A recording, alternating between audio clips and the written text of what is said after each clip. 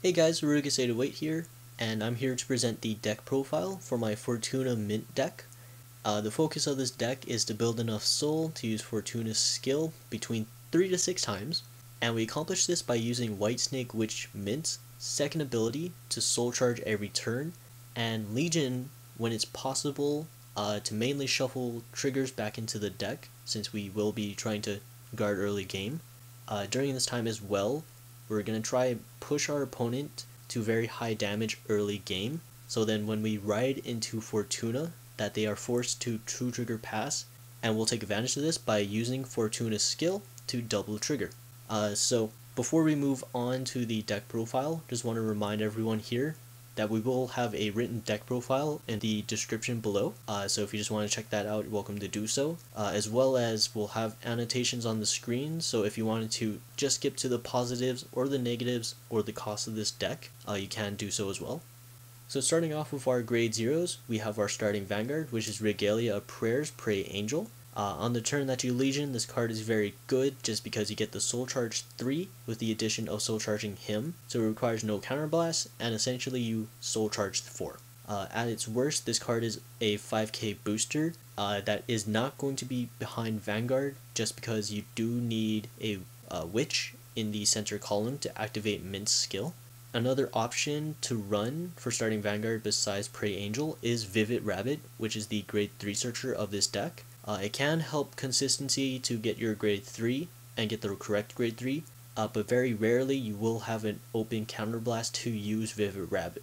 Onto the triggers, we are running 16 crits. The full-on crits is to help ensure that your opponent takes early damage and hopefully just to rush your opponent down in general. Even though if you're not rushing, your opponent is more than likely not going to be guarding your Vanguard, so they take pretty much 2 damage if you drive check a critical. And the reason why we're not running any of the other triggers is because if you run heals, you run into the possibility of healing yourself out of Limber Break when you're on Fortuna, which has happened to me quite a bit of times. We're not running draws for the obvious thing of not wanting to deck out, since this deck does use quite a bit of the cards in deck to put into soul. And we're also not running stands because it is the poor man's crits. It's also very useless basically when you don't have a field. Crits are just there just so then we can guarantee that our opponent is taking damage. Now onto the grade 1s, we have 14 of them. We're starting off with 4 Witch of Strawberries Framboise. I'm also going to apologize if I say any of these cards wrong. I do have a bit of trouble saying the Genesis card names. So again, this is the Perfect Guard. We're running 4 copies of this card just because it's the Perfect Guard. Almost every deck needs 4 Perfect Guards. For the Perfect Guards here, it doesn't have to be this specific Perfect Guard. It could be the original Kushinada Perfect Guard as well.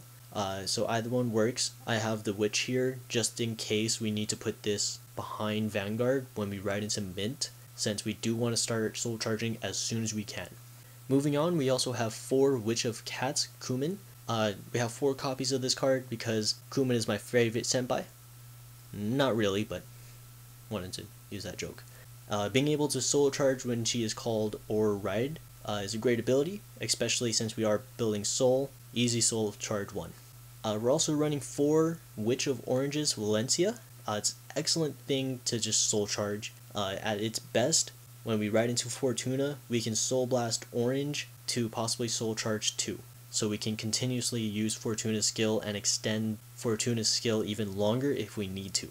Just keep in mind though, if you do use orange when using Fortuna's skill, to activate all of Fortuna's skill first before you activate orange's skill. So this means when you Fortuna's skill, you drive check, you soul blast 3. If you soul blast in an orange, you discard what you drove check and re-drive check, and then you soul charge 2 for orange's skill. So just keep that in mind, since that is the correct order that you play this in. And then finally we have 2 Existent Angels. This is the tech end of the deck. We needed 2 more spots. I have Existence Angel here just because her skill does interact with the focus of the deck. It's also a 7k booster.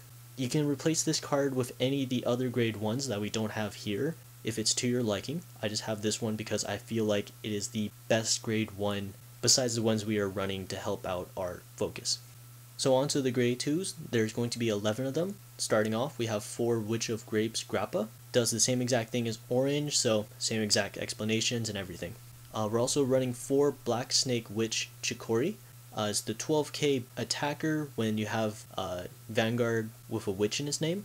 If not, when you ride into Fortuna, it's just a 9k attacker. Not terrible, but it's there mainly because this is the Legion mate for mint. And then finally, we're running 3 Witch of Golden Eagles Jasmine. It's a 12k attacker on the turn that you call for Counterblast 1 and Soul Charge 3.